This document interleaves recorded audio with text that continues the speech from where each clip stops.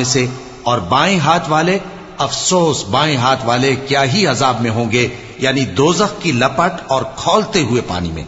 اور سیاہ دھوئیں کے سائے میں جو نہ ٹھنڈا ہوگا اور نہ خوشنما۔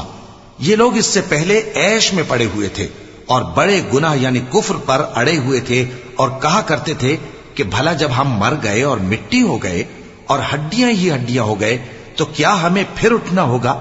اور کیا ہمارے اگلے باپ دادا کو بھی؟ کہہ دو کہ بے شک پہلے اور بعد والے سب ایک روز مقرر کے وقت پر جمع کیے جائیں گے۔ ثم إنكم أيها الضالون المكذبون لآكلون من شجر من زقوم فمالئون منها البطون فشاربون عليه من الحميم فشاربون شرب الهيم